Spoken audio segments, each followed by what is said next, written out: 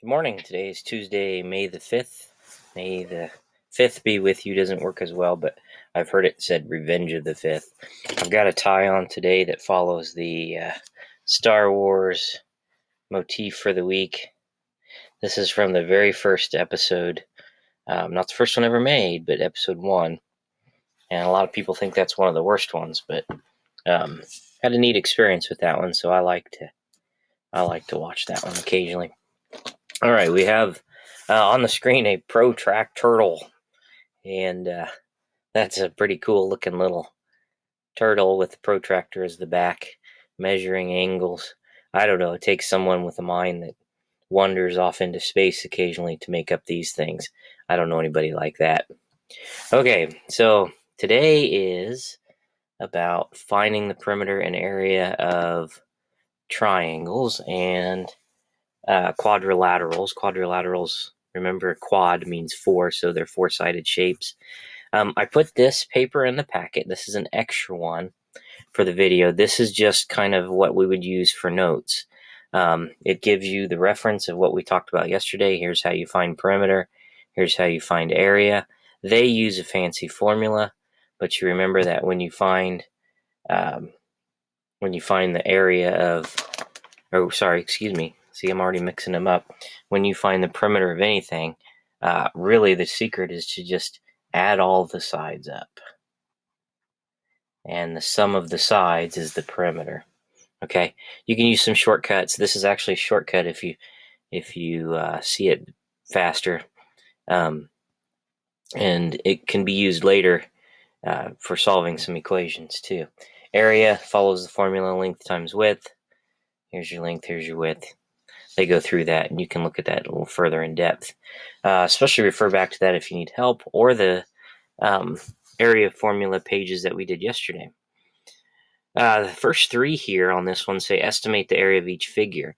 You remember the area is the space that it takes up, at least on a two-dimensional object. Volume is the space that it takes up if it's a three-dimensional object like a pen or a coffee cup or whatever else happens to be sitting on my desk. But the area is a flat measurement, and so in this case, you would basically see that it takes up one of these, one of these, one of these, one of these. So that's 4.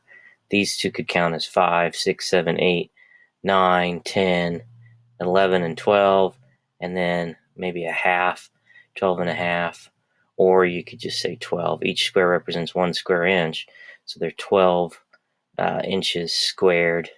If you put 12.5, I'm going to count that one right too. This one, it's shaded in 4 complete ones. Well, maybe there's a little deal here. 4 complete ones, and all these little ones might add up to another one. So I suppose I would put 5 inches squared there. Even though it's a circle, it's squared. It's actually the parts that are squared that take in those. The next one, this one ought to be a lot simpler.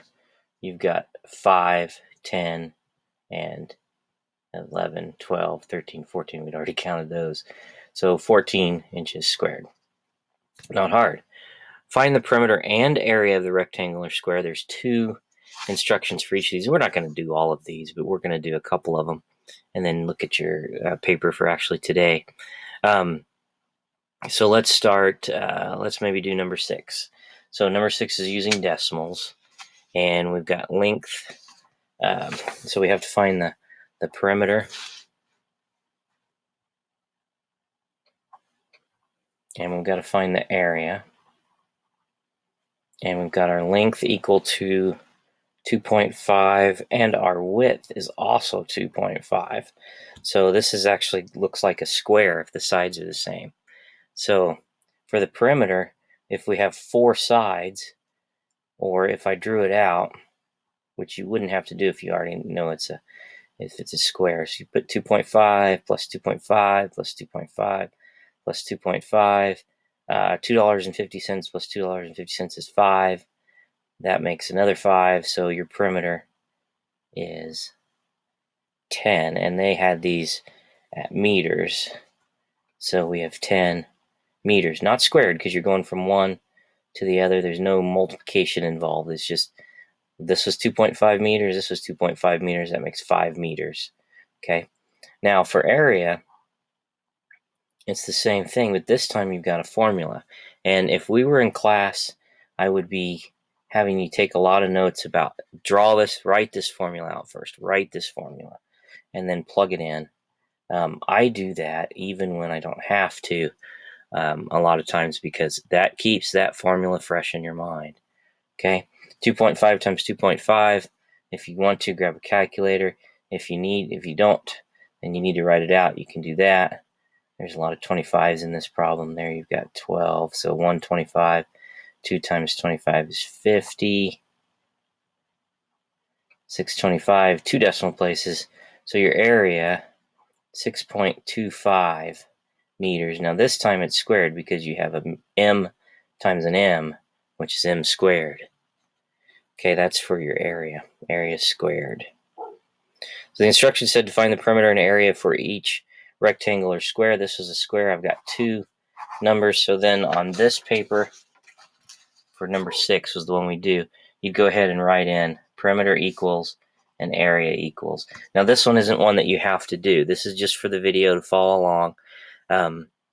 If you turn it in, if it's done, I'll give you some extra credit. So you can do that. But if you turn it in, it's fine. I'll just look at it and move on. But this is not for showing your work on. This page isn't. It would be a separate sheet of notebook paper to show your work on. And I want you to include that. If you're going to do this page, then you include that. Okay. Finish that out. The perimeter was 10 meters and the area was 6.25 meters squared. Okay. Let's look at number 9. Number 9 is over here. You've got your perimeter and area. I'm just going to keep the same. Boy, that's a straight line, isn't it? Okay, so we're going to do perimeter over here, area over here. This time we've got a length of 4.5 feet. And a width of 0.75 feet. Okay, so to find the perimeter, you would know that there's 2 of these, right? If I was to measure width and length, the longer one, 4.5, there's 2 of those, and then the shorter one, there's 2 of those. Okay, so what they did on the top of the page was they did a shortcut here. They said, oh, there's 2 of these, so 2 times 0.75. 75 cents times 2 is $1.50, right? Okay, so then that's plus these 2 right here, 4.5 and 4.5, so that's 2 times 4.5. I don't know why I felt like I had to crunch all that together, but hopefully you're seeing it fine. 2 4.5s is 9, so my perimeter is whatever this is added together. Now remember, this is 1.5, not 150. You keep that decimal where it belongs. So this is actually going to be 10.5.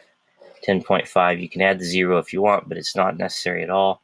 These were actually feet, so it's just feet for perimeter. It's 10 feet around. So there's the answer for that. This one over here, I've got to find my area. So I'm going to multiply length times width, 4.5 times 0.75. Let's do the math. Doesn't matter which number you put on top, you're still going to multiply 2 columns. 5 times 5, 25, 22. Then you've got 5, or 7 times 5, which is 35. 7 times 4 is 28, 29, 30, 31. 5, 7, 3, 3. Okay, you better check my math in the video. Got a little distracted in the middle there. But that looks about right to me. It's 3.375 feet squared. Remember, in my class, you really only have to go after 2 decimal places in the 6th grade, so 3.38 if you feel like it for our area. This is the better answer probably for today. So that's all you're doing. You're just doing a multiplication problem and an addition problem for each of these. The hardest part is identifying which pieces go where into the formulas. Okay, finish this out. The perimeter was 10.5 feet, and the area was 3.375 feet squared. And then the last one is kind of a work backwards problem. What is the area of a square with a perimeter of 60 meters? Well, you know it's a square, right? Let's draw this out. Okay, so the perimeter, if all of these sides were to be added together, x plus x plus x plus x equals 60. That means you've got 4 of the exact same size, right? 4 times x, that's times, equals 60. Well, then you probably already have this in your brain. Well, I just divide. I divide 60 amongst 4 different sides. Yeah, that's what you'd do if you wrote the equation, too.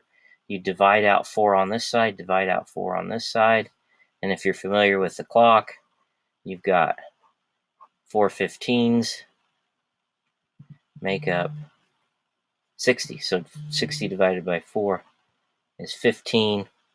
Each side would be 15 meters. Okay?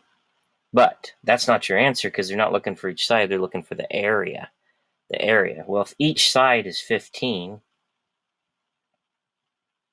then you've got to find your area of 15 times 15.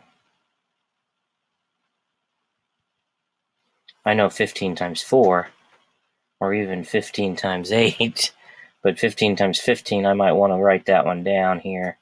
Multiply 5 times 5 is 25, carry the 2, 5, 7. And then 1 times, well, I knew that faster than I solved it. And then 15, 5, 2, 2. Now, sometimes I solve these pretty fast, but that doesn't have to be something that you desire to do, is to work fast through these problems. It's sometimes when I do it fast, I make those mistakes. So it's much, much more beneficial to you to be slow and meticulous rather than super fast and be able to do your math fast, because that can get in your way. This is the area. This is what we were looking for. We started with the perimeter. We found our sides and used those sides to find the area. So it was a big 2-step problem. But area equals 225 meters squared. Okay, that's it for that paper. We're not going to be finishing it up, and I hope that you don't either. This is the same type of problems, only they've actually drawn out your shapes for you. So, and this is just area for today. Area. So you set it up. Yes, you have room to work here if you think you can do it neatly. If not, grab a piece of notebook paper. That's just such a better strategy anyway. I've known kids that fought that for years, and then in high school, they're forced into it, and they're like, "Why didn't I do this before?" But that's part of being a kid, is you got to resist some of those things. So you could probably guess right off by looking at this, you're going to do height times your base. This is a triangle. So remember that the formula for a triangle is a little bit different. You have to go 1/2 of the base times the height, right? Triangles are half of parallelograms. Parallelograms are still base times height. Here's your height, here's your base, here's your height, here's your base. They're listed in every one of them. This is 6th grade level work here. Now down here where it says find the area of each complex figure, whenever they give the instructions complex figure, they are almost always asking you to find the area of the square, in this case, and the area of the triangle. Now, this is 4 meters. This is 5 meters. This from here to here looks like a square, right? 90 degrees. This from here to here is 4. Well, if this is 4, what's the remaining part have to be to equal 5? Yeah, this part's going to be 1. So you can find the height and the base of the triangle. 1 times 4 is 4, the area of the triangle, but you have to remember it's 1/2 of that. So that's actually 2 for the triangle, 2 meters squared. And then the square would be 4 times 4, which would be 16 meters squared. And I think your answer for this one's going to end up being 18 meters squared if I did everything right in my head, which is kind of tricky. Now, yesterday we gave you the formula for the trapezoid. I believe it was area equals 1/2, like a triangle, but you had two bases to work with, base 1 plus base 2. And remember that this section right here was just finding an average of what the bases are, and then you multiply that by your height.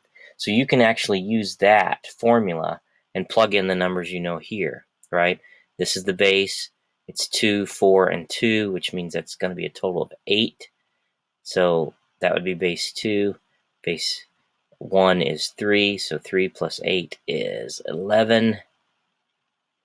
And then your height ends up being 4. Now I'm going to cheat a little bit. I'm going to do half of my height first, because I can do half of 4 better than I can do half of 11 and keep that in my head. So half of 4 is 2 times 11.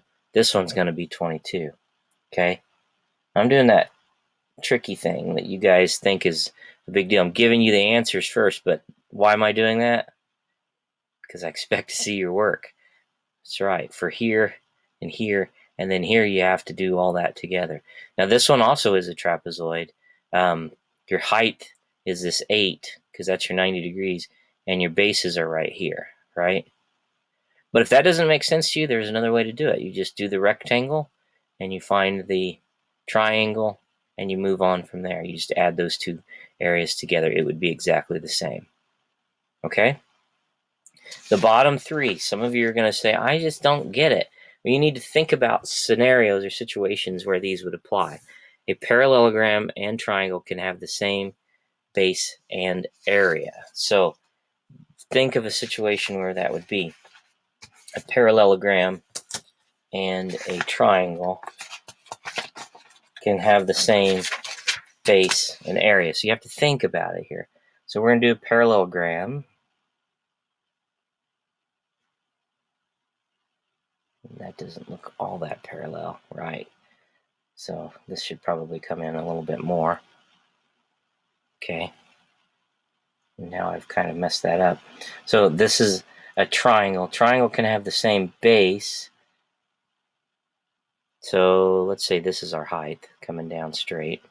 This is a base, and this is a base. Let's have our triangle share this base. So you can have a triangle like this. Well, that's definitely not going to have the same area. That's too small, right? But you can draw your triangle however you want. There's a bigger triangle. This base didn't change. I could draw a triangle out here. That makes a very obtuse triangle there. I had an acute triangle before. That one could almost be equilateral. Basically, you could stretch your triangle out. This base can be the exact same thing the bigger you draw your triangle. If you need proof, you can actually find proof on that. But I wouldn't spend a lot of time on that one, discovering the proof of that. Same thing with the others. Draw out a scenario and figure that out. Okay, I think this video is going to be a lot shorter than others, I hope. Feel free to email me if you have any questions. Or if I haven't heard from you in a while, just tell me how you're doing on your papers. There's a few kids that didn't drop off at the last drop off. I'm a little worried about you. Hopefully you're doing okay. Just contact me and find out what's going on. Okay.